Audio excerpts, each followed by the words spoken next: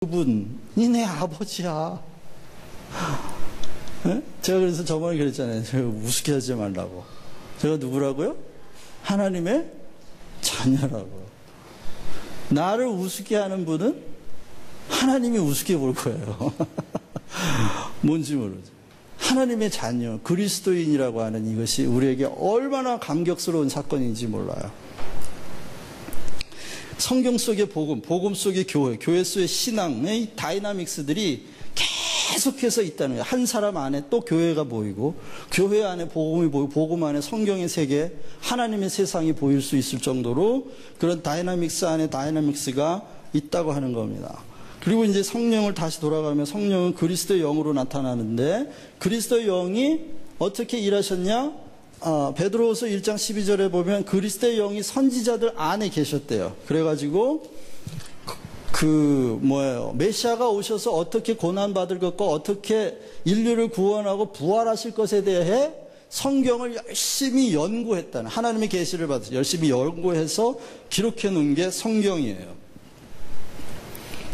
그것이 선포된 복음, 캐리그마라고 말할 수 있는 거죠.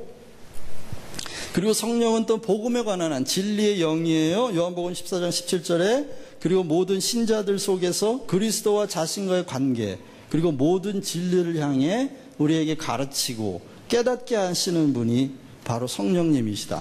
자, 오케이. 2000년 전에 예수님께서 십자가에서 달려 돌아가셨어. 그래. 그 역사적 사실이지. 믿어. 그런데 그게 나하고 무슨 상관이야? 그게 나하고 무슨 상관이야? 이스라엘 30대 청년이 죽은 것과 5000년의 역사를 자랑한 한민족으로 태어난 오늘날의 나하고 무슨 상관이냐는 거죠. 그분이 나하고. 그 상관관계가 깨달아지지 않으면 그분 좋은 분 이렇게 되는 거예요. 예수님 좋으신 분.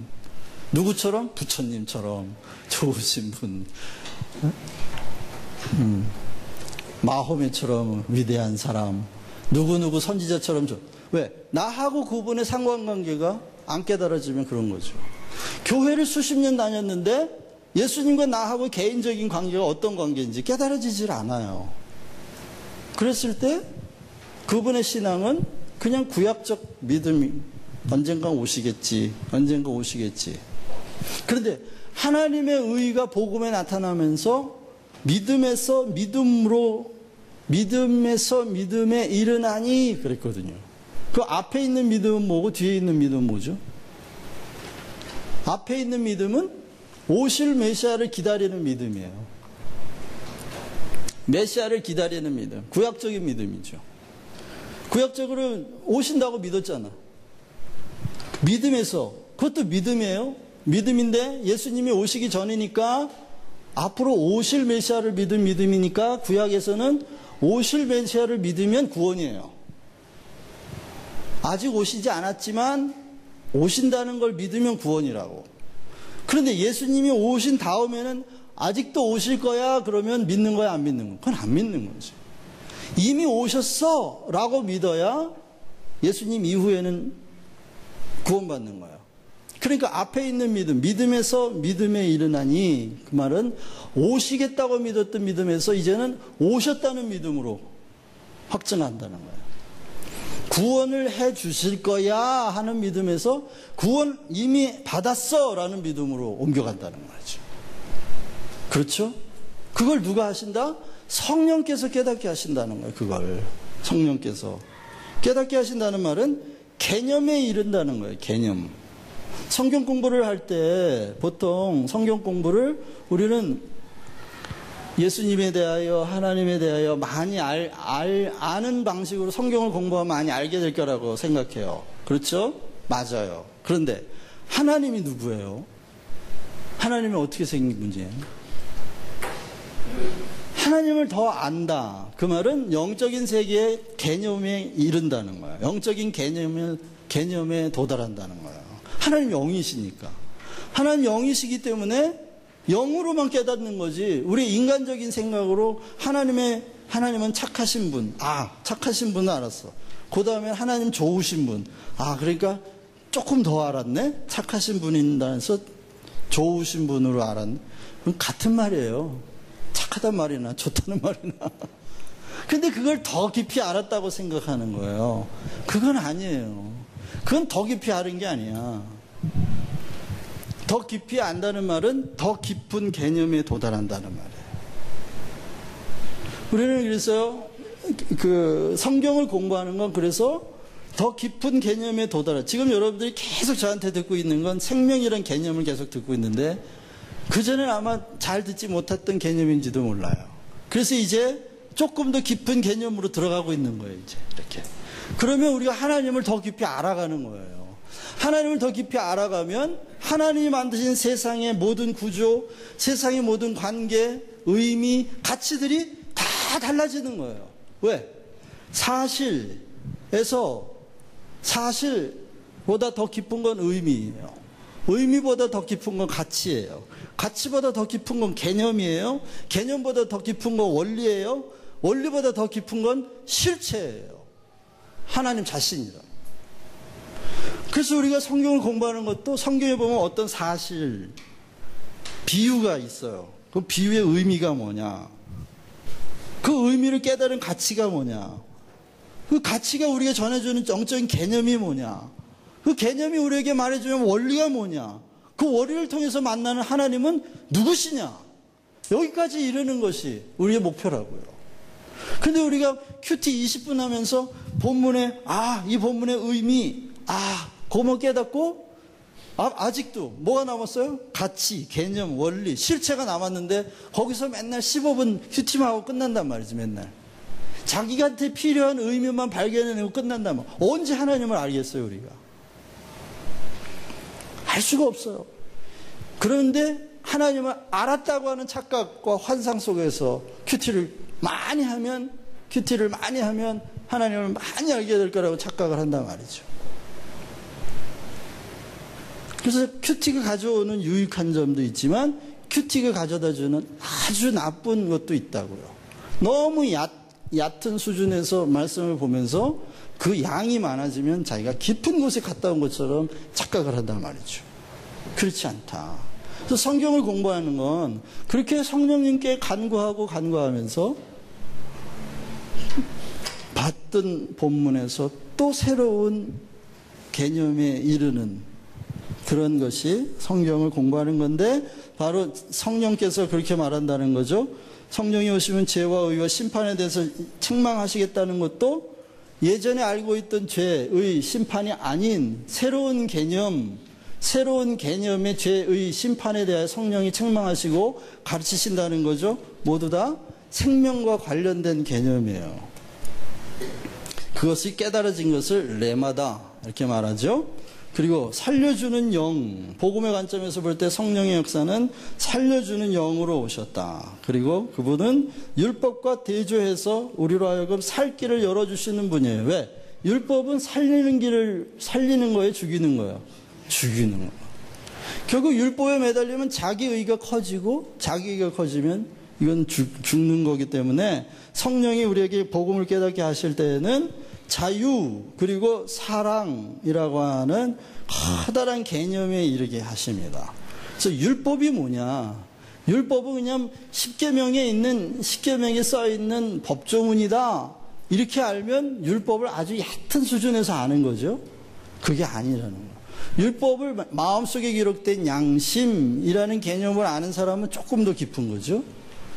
율법이 드러내자고 건 자기 의를 수시로 드러내고자 하는 우리의 죄성을 드러내고 싶어 하는 그 드러낼 목적으로 기록했다는 수준으로 알면 조금 더 깊은 개념에 들어간 사람이죠.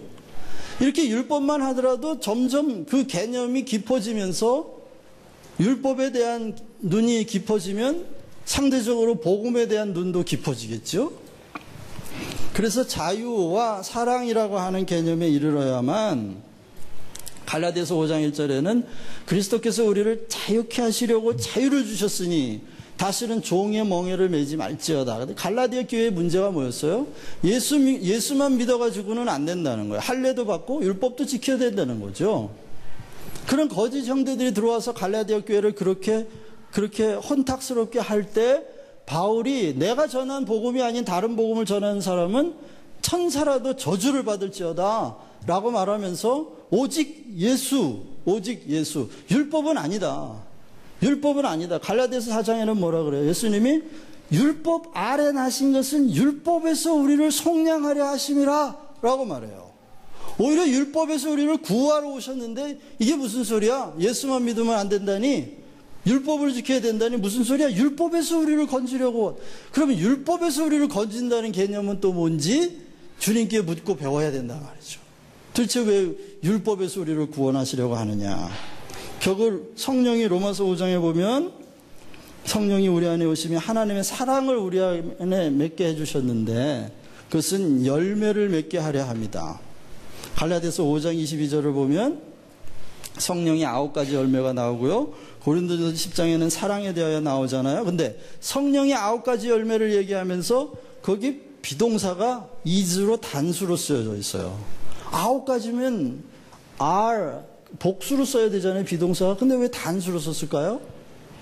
성령의 열매는 사랑 하나라는 거예요.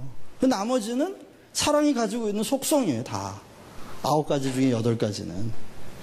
그리고 고린도전서 10장에서도 뭐가 없으면 아무것도 아니라 사랑이 없으면 아무것도 아니라. 왜? 사랑이 우리에게 속한 게 아니에요. 그래서 성령이 오시면 하나님의 사랑이 우리 마음에 부은 바 되었다 라고 말하면서 이제 자유케 돼야 사랑할 줄 아는 사람이 생기는 거예요. 왜?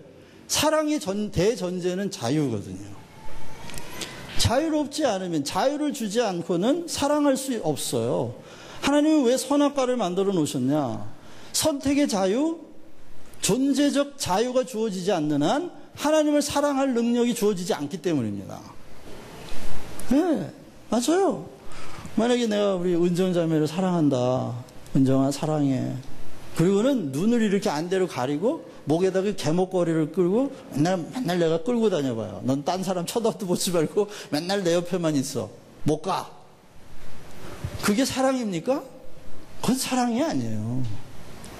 사랑은 심지어 나를 떠날 수 있는 자유까지 줘야 돼. 나를 배신할 수 있는 자유까지 보장해 놓고 난 널 사랑해 하고 내 사랑을 고백하고 그 사람이 날 선택할 때까지 기다려야 되는 거예요. 우리 하나님이 사랑이시라서 그렇게 하신 거예요.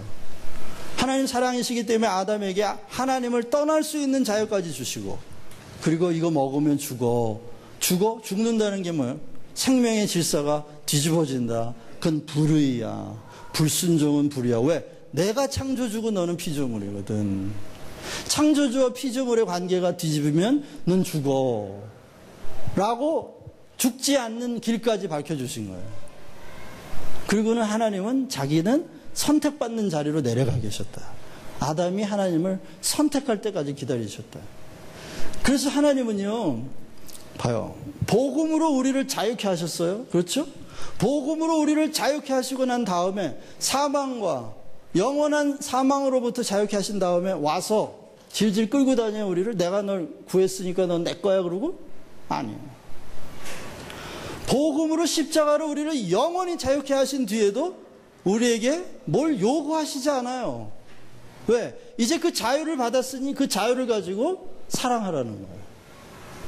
그 자유를 가지고 사랑하라. 그런 성령께서 우리에게 오셔서 우리를 사랑하도록 종용하시고 우리를 사랑할 수 있는 사람을 만들기 위하여 하시는 일이 뭐예요? 자유케 하시는 거예요. 자유케 하시는 거예요. 죄와 사망으로부터도 자유하지만 성령이 우리 안에 오셔서 자유케 하시는 것 중에 가장 커다란 것이 뭘까요? 무엇으로부터의 자유? 자기로부터의 자유. 자기로부터 자유하지 않는 사람은 자기를 부인하지 못하는 거죠. 이미 자유했으니까 부인할 수 있는 거예요, 여러분. 그런데 이미 자유케 하시는 분이 누구다? 성령이 그걸 자유케 하신다고. 그리고 자기를 자유케 됐다고 하는 걸 깨닫게 하셔요. 진리를 깨달음으로써 깨닫게 하심으로 이미 내가 자유케 됐다는 걸 발견케 하시는 거죠. 천국 비유를 할 때 하나님이 예수님이 뭐라 얘기해요? 천국은 밭에 감추인 보화와 같으니 저가 이것을 뭐하고? 발견하는 건 우리의 힘이 아니에요. 발견하는 건 누구의 전적으로 누구 힘이에요?